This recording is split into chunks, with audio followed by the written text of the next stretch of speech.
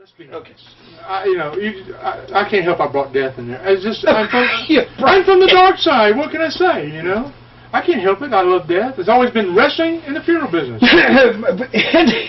and what an apropos combination these days. Exactly. Because it's getting down to the nub on one or the other. I would say that probably the funeral business will last longer than the wrestling business. Oh, for sure. Because people are dying to get in the funeral business. Whereas, for the most part... They're dying to get out of the wrestling business. For the most part, they're just dying to get out of the wrestling business. Gosh.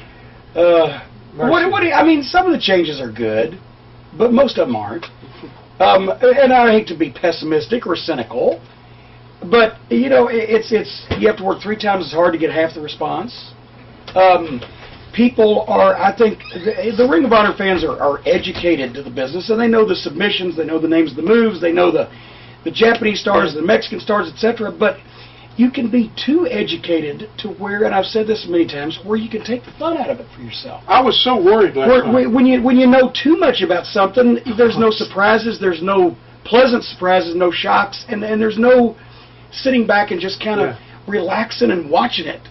I don't want to know every single No. Why would you want to watch the movie if you know the finish and know how to do the special effects? And and have already been through everything scene by scene and read the notes. I was worried how the fans in the Philly area were going to take me when I done the deal with you here, and I was really concerned about it because of my past and the games I portrayed and all that. Because I thought the first thing I was going to get, you are fat, or something like that, or you got concrete up your ass, or or whatever.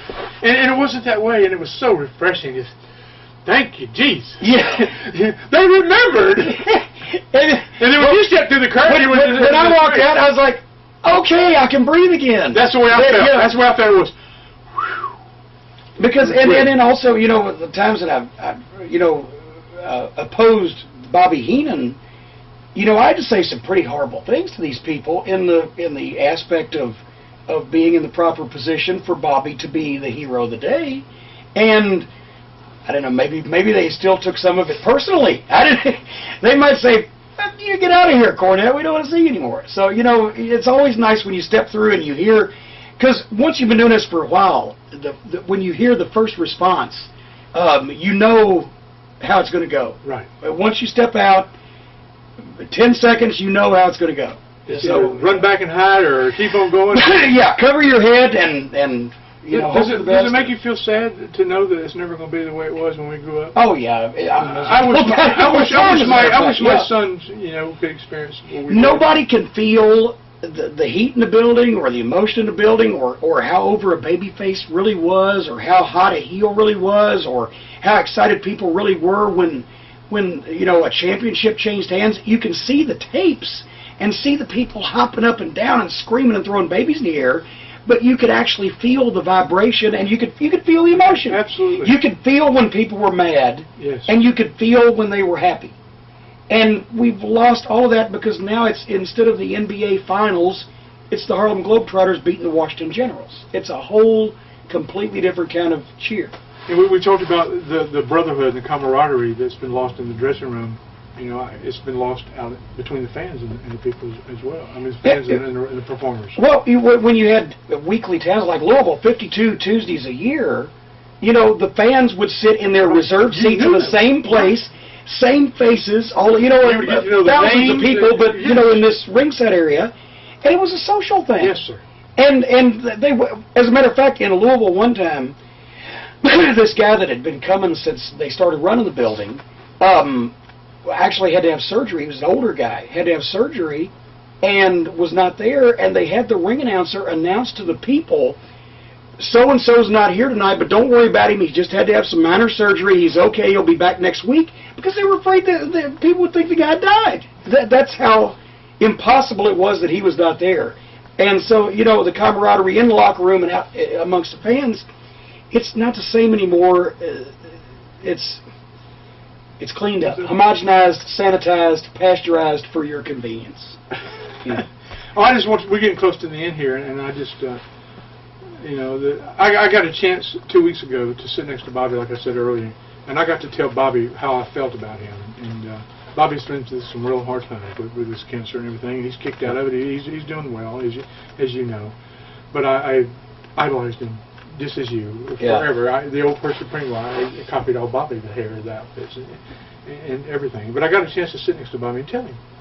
I said, "You're my hero, right to face to face." You know, I said, "If it wasn't for you, there wouldn't have been a Percy Pringle." I said, "I got to see you in the magazines and stuff. I never got to see you work, but I just come." See, I got to see him. I stole even more stuff because I got to see him do his promos and work. But and it's just something about there's not a lot of us left. You know, the J.J. Dillons, and the Jim Cornettes, and the Percy Pringles, the Bobby Heenans, the Paul Hemans, and I'm sorry, you know where I'm coming from. There's not a lot of us left, and they ask, you know, I hear all the time, how come there's not any male managers anymore? And I like to say, oh, it's because of the tits and ass, it's because of da da da. And I think, who do they have as role models? Who are the young teenagers of today that want to get in our business, not necessarily as a wrestler? There's other things to do in the business besides being a wrestler, as we well know. Who do they have as a role model like we had? As we had our Bobby Heenans, and we had our Sam Basses, and we had our J.C. Dykes, and we had this and that and the other.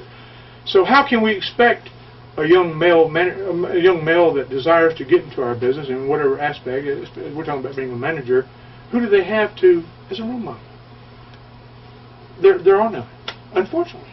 It's a combination, real quickly, we'll wrap up, but it's a combination of the fact that the guys aren't used, they have no one to learn from now to be in the spot, and there's not a lot of people clamoring for the spots to begin with.